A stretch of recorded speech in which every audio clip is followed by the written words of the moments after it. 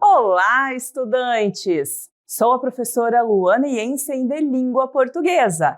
Ei, bonitos! É hora de revisarmos juntos algumas questões para que vocês fiquem tranquilos e preparados para a prova. Por isso, hoje, eu e o professor Raul faremos uma aula mais leve e focada em questões. Vamos lá? Bonitos, leiam o texto comigo para a seguinte questão. A pipa Pepita. Zezito era o dono de Pepita, uma pipa verde-rosa, de carinha graciosa. Zezito preparou Pepita para concorrer no grande campeonato de pipas. Fitas coloridas saíam de suas pontas. O dia amanheceu, o sol estava forte e o céu azul. De toda parte chegava gente grande, gente pequena, com suas pipas de todos os jeitos. Tinha pipa estrela, pipa bicho, pipas de todos os jeitos. Um apito deu o sinal e as pipas voaram no céu. Ele ficou colorido, como um dia de carnaval. Pepita foi subindo, passou por várias nuvens e deixou as outras pipas para trás. Lá no alto, Pepita gritou: "Até um dia, Zezito, vou fazer um grande voo." Se você olhar para o céu nas noites estreladas, verá Pepita com seus cabelos de fita. Bonitos, nosso enunciado pede o seguinte: de acordo com as informações explícitas do texto, por que Pepita disse "Até um dia, Zezito"? Letra A, porque ela queria descansar nas nuvens? Letra B, porque ela não planejava retornar depois? Letra C, porque ela decidiu fazer um grande voo sozinha? Letra D, porque ela estava com medo das outras pipas. Bonitos, vamos analisar com atenção as opções e compreender por que cada uma está correta ou incorreta. Lembrem-se de que informações explícitas são aquelas escritas de maneira clara, direta e sem necessidade de interpretações. Portanto, a alternativa A está incorreta, pois em nenhum momento o texto menciona que Pepita queria descansar nas nuvens. O que sabemos é que ela passou por nuvens ao subir no céu, mas isso não indica descanso, e sim que seu voo estava cada vez mais alto. A alternativa B também está equivocada, pois a expressão "até um dia", utilizada por Pepita, não indica uma despedida definitiva, mas sim um retorno breve. O próprio texto reforça essa ideia ao afirmar que, se olharmos para o céu nas noites estreladas, poderemos ver Pepita, o que sugere que ela vai embora, mas permanecerá lá no alto, à vista de todos. Além disso, estudantes, a alternativa D deve ser descartada, porque não há nada no texto que indique que Pepita estivesse com medo. Pelo contrário, sua fala ao se despedir e a decisão de seguir para um grande voo demonstram coragem e entusiasmo. Assim, bonitos, a alternativa correta é a letra C de correto, pois o próprio texto deixa claro que Pepita queria fazer um grande voo. Essa informação está explicitamente presente em sua fala, ao se despedir de Zezito. Vou fazer um grande voo. Lembrem-se da importância de prestar atenção às informações que estão claramente expressas no texto. Ao resolver uma questão sobre informações explícitas, é essencial buscar trechos que confirmem ou contradigam as opções, antes de escolher a resposta. Agora que entendemos bem essa questão, vamos para a próxima. Nosso texto tem como título Dolly. Existe animal mais fofo que uma ovelha? Eu queria mesmo era uma de verdade, mas mamãe disse que, onde já se viu criar uma ovelha de estimação? Então, para me consolar, mamãe me presenteou com Dolly, uma ovelhinha de pelúcia. Ela se tornou minha companheira preferida. Durmo com a Dolly, levo na mochila para a escola, conto minhas confidências. A única coisa estranha é que Dolly é rosa e eu nunca vi ovelha nessa cor. Bonitos, o enunciado pede o seguinte: qual é o tema principal do texto? Letra A cor das ovelhas. Letra B, a ovelha de pelúcia chamada Dolly. Letra C, a alegria do narrador diante da ovelha rosa. Ou letra D, a mãe do narrador não permitir uma ovelha em casa. Bonitos! As crônicas são gêneros textuais que tratam de temas cotidianos por meio de uma linguagem simples, divertida e próxima à realidade do público. Normalmente apresenta elementos como personagens, tempo, lugar e narrador.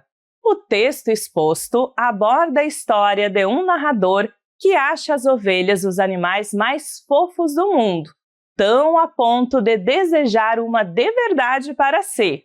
Logo, descartamos as alternativas A e D, pois a narrativa não gira em torno da cor das ovelhas, nem mesmo em torno do fato de a mãe não permitir uma ovelha em casa. Essas informações são apenas secundárias, ou seja, complementam o sentido do texto. Durante o desenvolvimento do texto, notamos, por parte do narrador, uma postura de estranheza ao perceber que a ovelha que ganhara de sua mãe era rosa. Afinal, nunca tinha visto uma assim. Não há uma demonstração de alegria em relação a isso. Por isso, descartamos a alternativa C. Para identificarmos o tema desse texto, é preciso ler o título e identificar que Dolly é uma ovelhinha de pelúcia. Na história, o narrador fala que queria uma ovelha de verdade, e sua mãe, por outro lado, não aprovava tal ideia. Porém, para consolá-lo, deu-lhe uma Dolly, uma ovelhinha rosa de pelúcia. Dessa forma, temos como alternativa correta a letra B, de bonitos. Tranquilo até aqui? Então vamos ao próximo item. Vamos a um trecho de uma peça teatral, uma história de vampiro. Vampirildo pôs-se a chorar. Entra Frank, um pequeno Frankenstein usando um óculos de grau fundo da garrafa. Que foi, Vamp? Outra crise existencial? Não enche. Deixa disso, vai, vamos brincar. Eu não quero, me deixe em paz. Vamos, vai, venha me ajudar com a minha nova experiência. Por que eu nasci vampiro? Eu não gosto de sangue. Ao falar a palavra sangue, Vampirildo desmaia.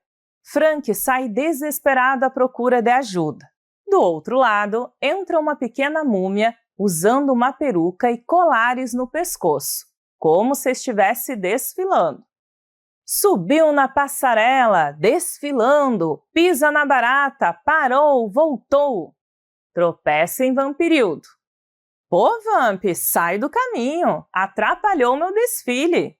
Vamp? Ei, Vamp, acorda! O que foi? Onde estou? E o nosso enunciado pede o seguinte: com base na organização da estrutura do texto teatral, qual é a principal função dos gêneros textuais dramáticos? Letra A narração. Letra B, a encenação. Letra C, a linguagem. Ou letra D, o discurso.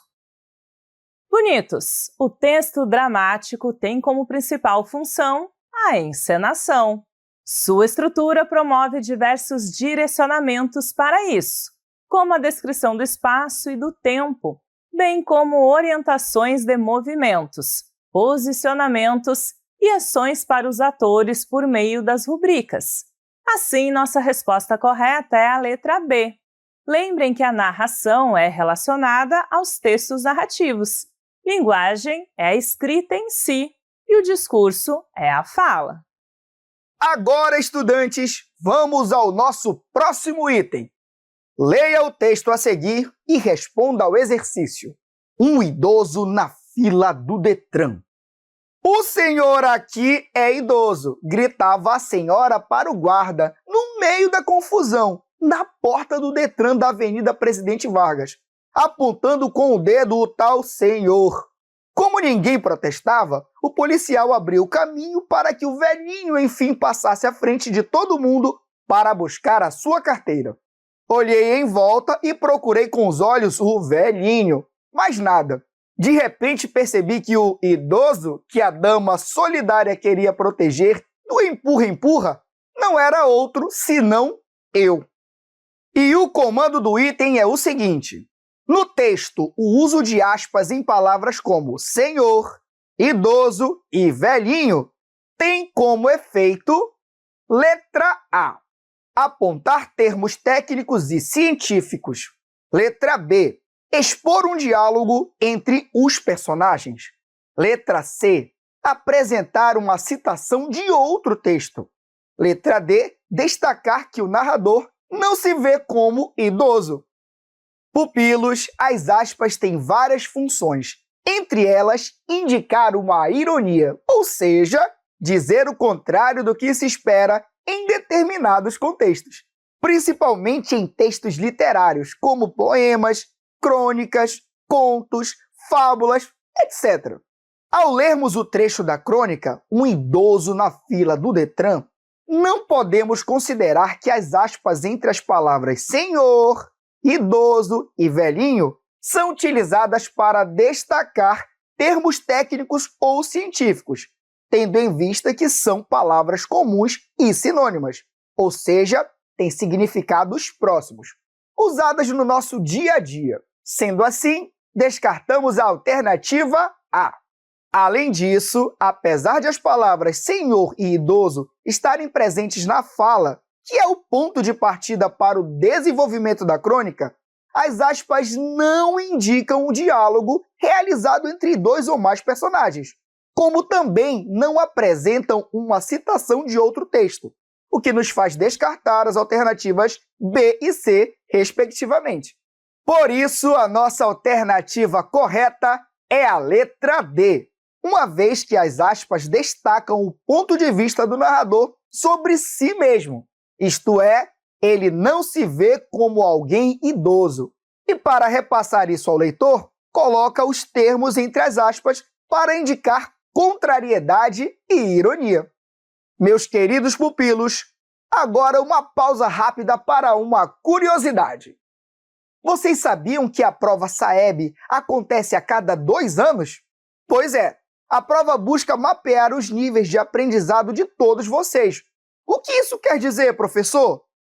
Significa que, por meio dos resultados alcançados, nós, educadores, gestores, responsáveis pelos processos educativos, criaremos cada vez mais formas ou estratégias que melhorem e aperfeiçoem o ensino de vocês e das próximas gerações, sempre de maneira dinâmica, acessível e divertida. Muito significativo, não é mesmo? Bonitos! Agora que já resolvemos algumas questões, é hora de colocarmos a mão na massa. Vamos praticar!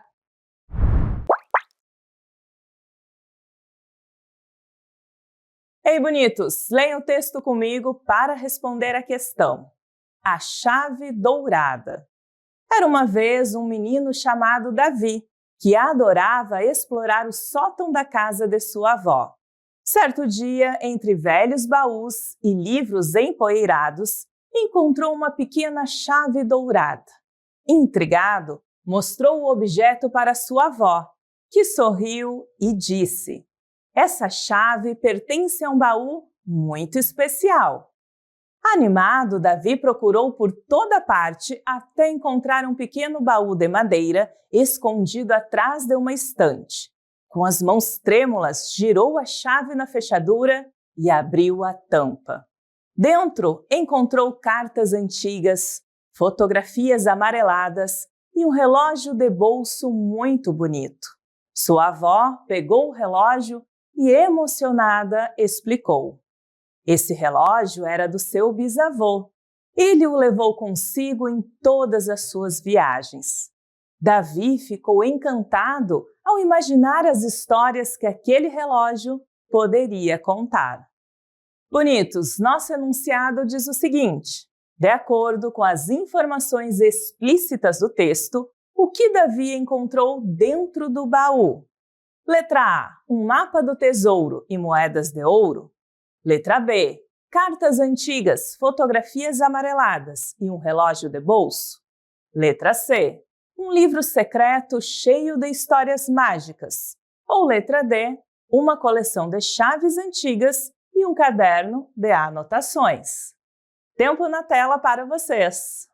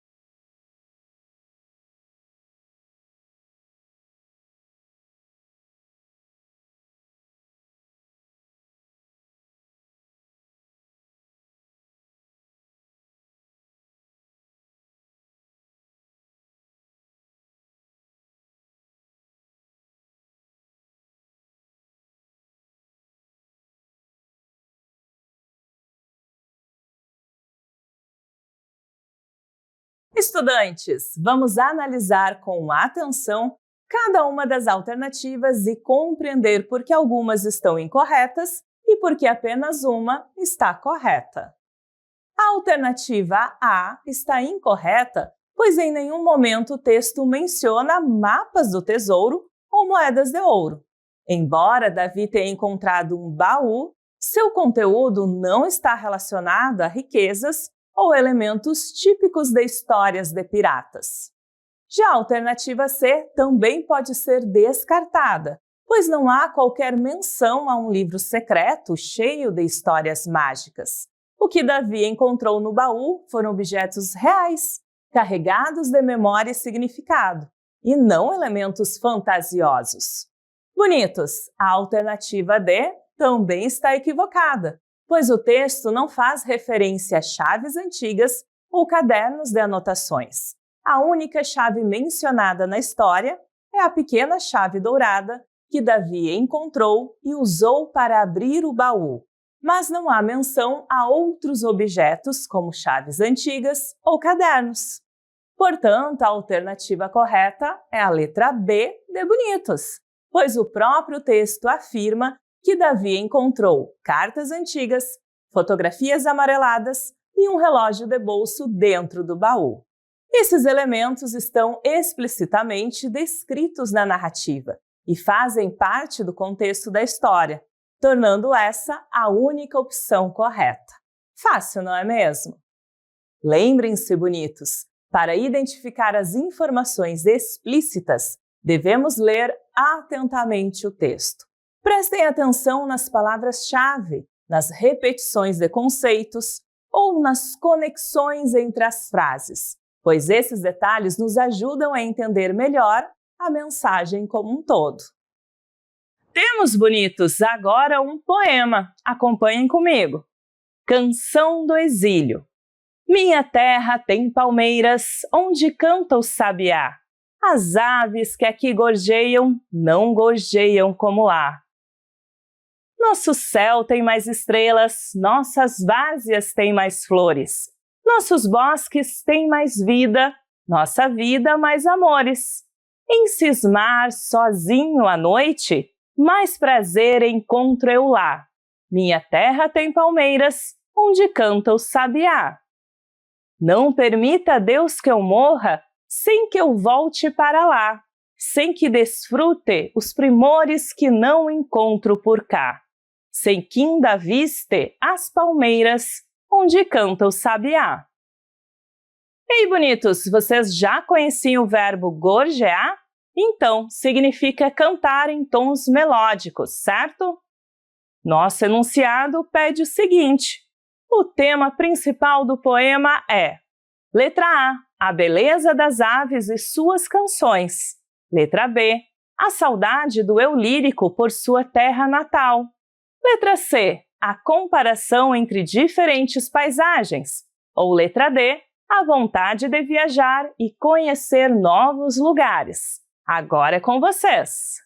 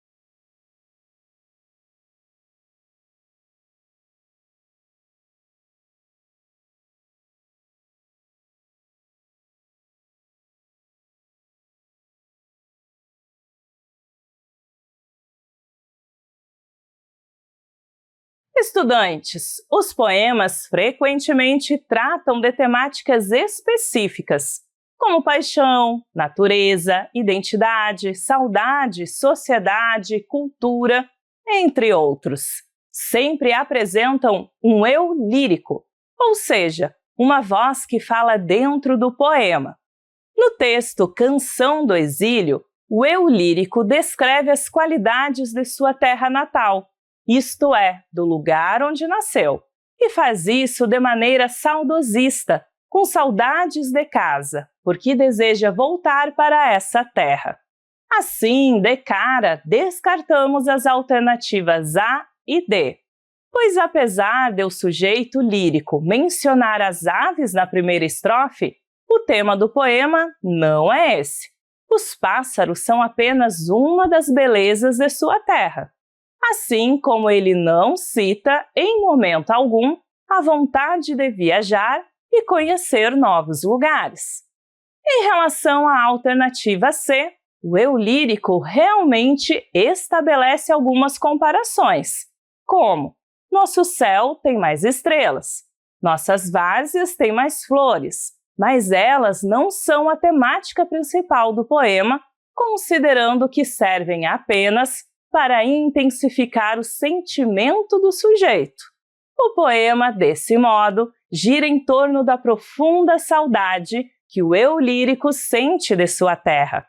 Ele expressa um desejo constante de retornar a ela, sempre destacando suas belezas e pedindo em tom de oração: não permita, Deus, que eu morra sem que eu volte para lá. Por isso, a alternativa correta é a letra B, de bonitos.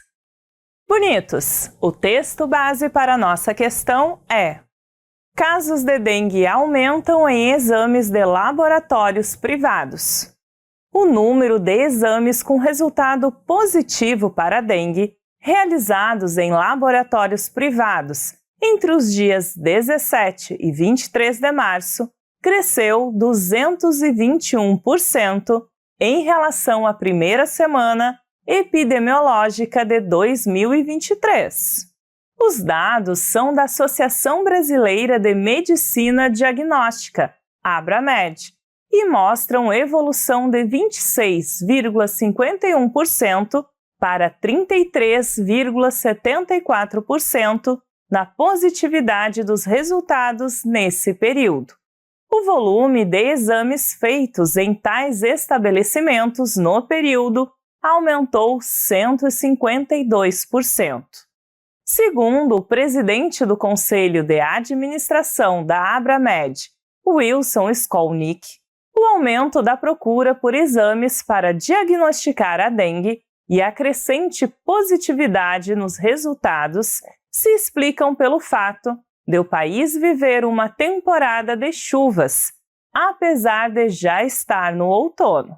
Bonitos, a palavra epidemiológica significa relativo à epidemiologia, ou seja, a área que estuda os fatores e os determinantes dos problemas de saúde, de doenças. Agora que esclarecemos, vamos ler o enunciado da questão.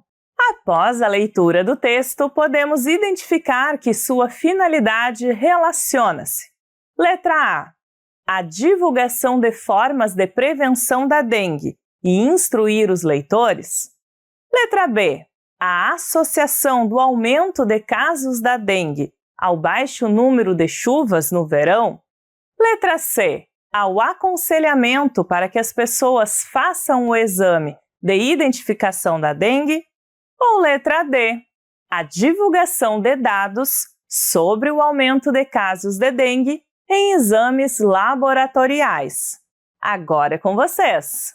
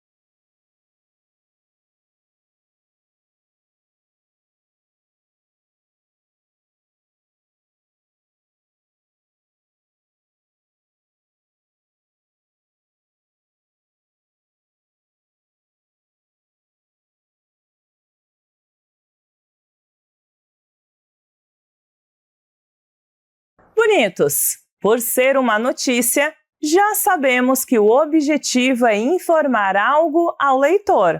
E pelo próprio título do texto, casos de dengue aumentam em exames de laboratórios privados, podemos ter uma base do que irá tratar a informação.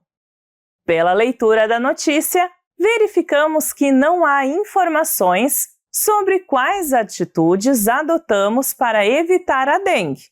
Por isso, o texto não tem por finalidade divulgar formas de prevenção, como sugere a alternativa A, nem aconselhar pessoas a realizar exames, conforme afirma a letra C. Outro ponto importante para analisarmos é que o segundo parágrafo do texto nos esclarece que existe um aumento tanto da procura de exames para detectar a dengue, como a confirmação dela devido ao aumento de chuvas, como no trecho. Resultados se explicam pelo fato de o país viver uma temporada de chuvas, apesar de já estar no outono. Assim, já descartamos a alternativa B, que afirma o aumento de casos e exames devido ao baixo número de chuvas no verão.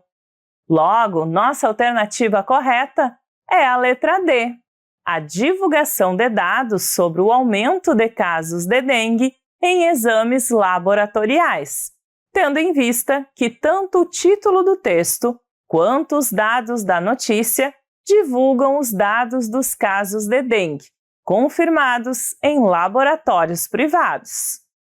Agora iremos ao último item de hoje. Como se fôssemos exploradores, vamos pegar os nossos binóculos e analisar o texto com atenção. Preparados? Então vamos ao item. Leia o texto para responder a questão. A porta.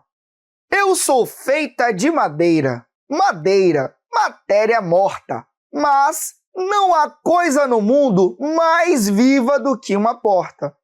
Eu abro bem prazenteira para passar a cozinheira. Eu abro de supetão para passar o capitão. Só não abro para essa gente que diz que se uma pessoa é burra como uma porta. Eu sou muito inteligente. Eu fecho a frente da casa, fecho a frente do quartel, fecho tudo nesse mundo. Só vivo aberta no céu. Ei, pupilos, prazenteira no verso 5 significa prazerosa, ou seja, a porta abre de forma prazerosa. E o comando do item pede o seguinte. No trecho eu sou muito inteligente, o uso da exclamação indica, por parte da porta, letra A, sentimento de empolgação.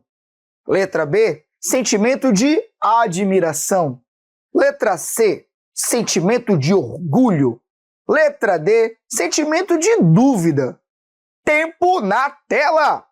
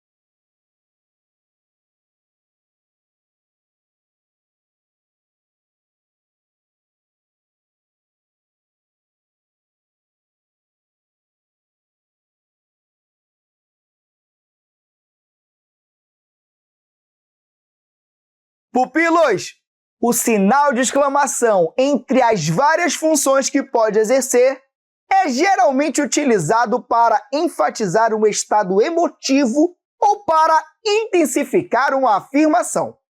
No poema, o verso "Eu sou muito inteligente" apresenta uma frase exclamativa. Isso é dito logo após o eu lírico, que é uma porta, mencionar como as pessoas costumam usar a expressão burra como uma porta, em forma de ofensa. Logo, o uso da exclamação realça uma ideia contrária ao dito popular, mostrando que a porta reconhece seu próprio valor e a sua inteligência. As alternativas A e B expressam de fato possíveis sentidos para o uso da exclamação. Porém, esses sentidos não estão de acordo com o contexto em que o poema se constrói, tendo em vista que o eu lírico não indica empolgação ou admiração em relação às suas ações. Por isso, descartamos essas possibilidades. Além disso, a ideia de dúvida, além de não ser usual com o uso da exclamação, também não é lógica no poema, uma vez que não aparece no decorrer das ideias nenhum questionamento que leve a porta a sentir dúvida sobre possíveis decisões, o que nos faz descartar a alternativa D. Desse modo, o efeito de sentido produzido pelo uso da exclamação é o sentimento de orgulho por parte da porta, já que ela se considera inteligente e bastante útil ao possibilitar a passagem das pessoas, assim como fechar tudo nesse mundo. Assim, a nossa alternativa correta é a letra C. Uau! Quantas dicas no aulão de hoje, hein, bonitos? Espero que vocês tenham aproveitado. Nos vemos no próximo Sexto Tempo. Tchau!